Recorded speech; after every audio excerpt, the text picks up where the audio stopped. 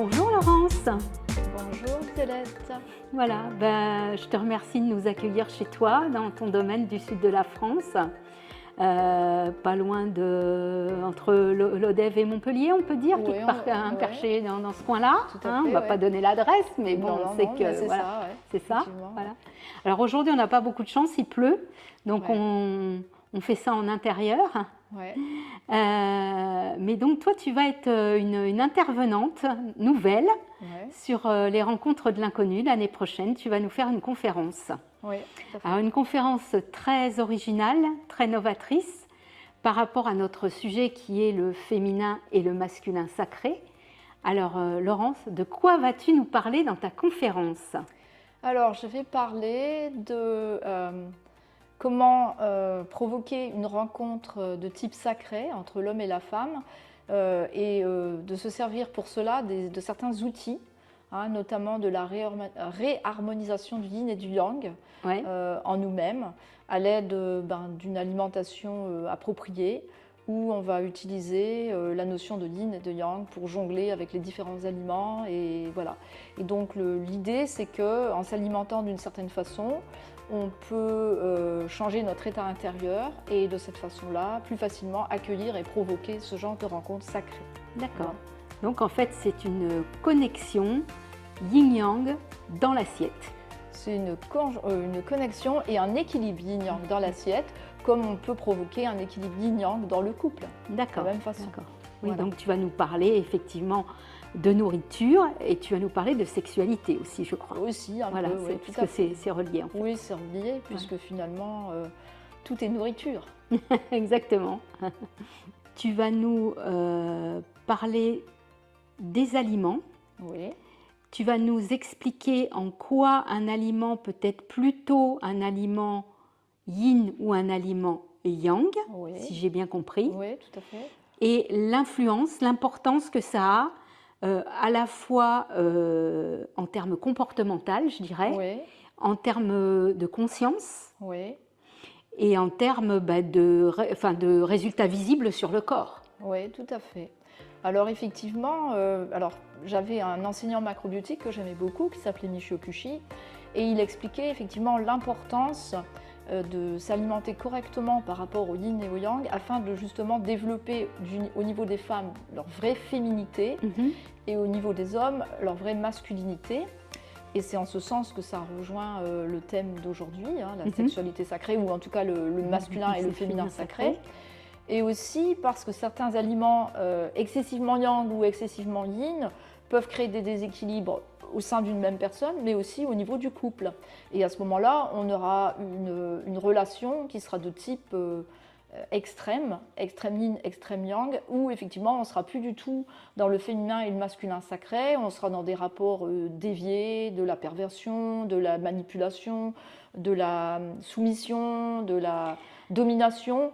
Et évidemment, tout ça, ça n'a pas de place dans les rapports au féminin, masculin, sacré. Et donc, effectivement, la nourriture peut être une clé pour développer un état d'être qui va permettre de concrétiser une relation de type sacré. Ça va donc très loin parce qu'au travers de ce que tu dis, j'entends que certaines... Je cherche le mot pour pas être dénigrante, mais je veux dire que certaines pathologies, voilà, je vais utiliser ce mot, certaines pathologies peuvent être corrigées simplement par le fait de s'alimenter d'une certaine manière, correctement.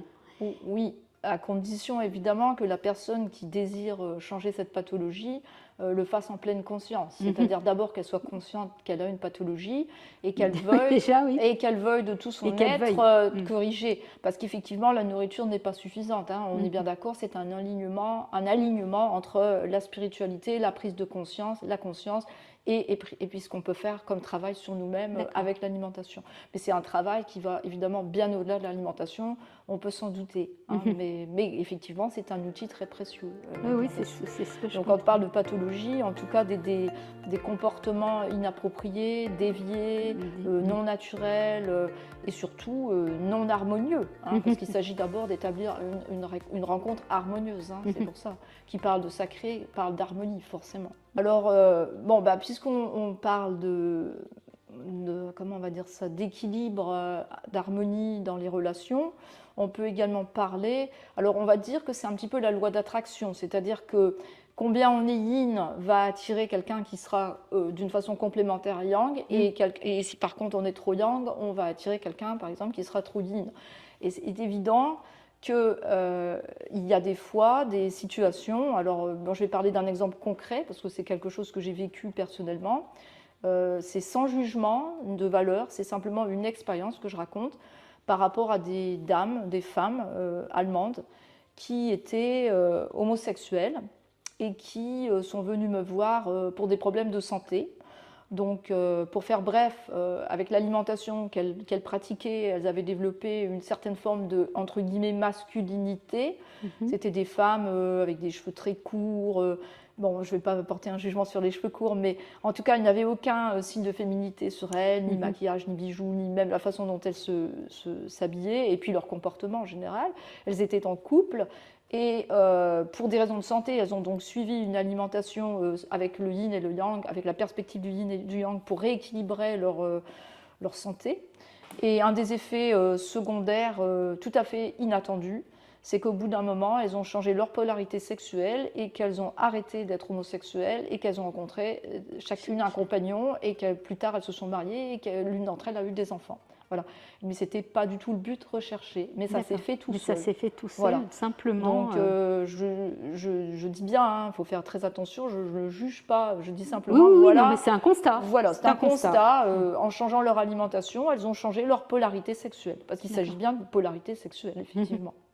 Alors, comme il s'agissait de femmes, en l'occurrence, selon les principes du yin et du yang et de la macrobiotique, on va dire qu'une femme qui a par essence devrait être féminine, donc plus yin entre guillemets, hein. Bon, c'est pas un absolu, elle n'est pas 100% yin, mais elle a disons une tendance yin. Il y a des aliments qui sont, on va dire, contradictoires avec la féminité ou le yin, qui sont évidemment les aliments très yang. Il se trouve que ces femmes étaient végétariennes, donc elles ne mangeaient pas de viande rouge, par contre elles mangeaient beaucoup de pain, hein, qui sont un aliment très dense, très yang, beaucoup de fromage, beaucoup d'œufs également, qui est dans la chaîne des aliments yin-yang, ça je l'expliquerai dans la conférence, c'est les aliments les plus yang possibles. Et donc, à force de manger comme ça, elles avaient développé des caractéristiques, entre guillemets, plus masculines. Voilà. Et donc, il a fallu les sevrer complètement des produits animaux, quasiment tous les produits animaux, et leur faire manger beaucoup de végétaux, notamment des légumes à feuilles vertes, plus de fruits, etc. Et petit à petit, alors je pense que ça relie à leur taux d'hormones, etc., elles ont complètement changé, quoi. Leurs traits ont changé, leur façon de se tenir, leur façon de parler, leur façon de s'habiller. Ça s'est fait tout seul, mais c'est vraiment par une correction alimentaire, un changement alimentaire. Voilà. Quand on veut être dans un rapport sacré, il faut éviter une polarité trop grande. C'est-à-dire que, alors je vais donner un exemple, le violeur et la personne violée sont dans une polarité extrême. C'est-à-dire qu'il y en a un qui est extrêmement yang et malfaisant, et il y en a un qui est extrêmement victime et vulnérable. Et évidemment, ça peut paraître étrange, mais les choses n'arrivent jamais par hasard. C'est-à-dire qu'une personne très très yin va forcément attirer son complémentaire très yang dans l'univers. Il en est de même avec les pervers narcissiques qui sont très yang, avec les hyper-empathes qui ont tendance à être très yin, etc. Donc, quand on parle de rapport sacré, on doit sortir de ces extrêmes, on doit sortir de cette polarité, je dirais, malsaine ou néfaste. Et on doit arriver à une polarité légère, où l'homme est un petit peu plus yang et la femme un petit peu plus yin, mais avec un centrage, avec un équilibre qui fait qu'après les rapports seront très doux, seront très fluides, il n'y aura aucune domination, aucune violence, aucune soumission, un amour sain et je dirais équilibré. Voilà. Et c'est comme ça que la macrobiotique pourrait décrypter les relations de type sacré, tout simplement. D'ailleurs, il y a eu un livre qui a été écrit par cet enseignant Michio Kushi, qui enseigne la macrobiotique, qui en anglais s'appelait The Gentle Art of Making Love, ce qui veut dire la façon gentille de faire l'amour. Voilà. Hein, donc, effectivement, on comprend qu'on est loin des schémas pathogènes et extrêmes des relations humaines, et des relations hommes-femmes en particulier. Alors, comment as-tu rencontré la macrobiotique? Alors, je dirais comment Laurence. et surtout pourquoi j'ai rencontré la macrobiotique. Donc, je dirais que la plupart des gens deviennent macrobiotiques. Ça a été très à la mode dans les années 70-80 pour des problèmes de santé, souvent des problèmes physiques. Des gens, il ne faut pas le mentir, ont eu des problèmes de cancer, de sida, de tout ce qu'on peut imaginer.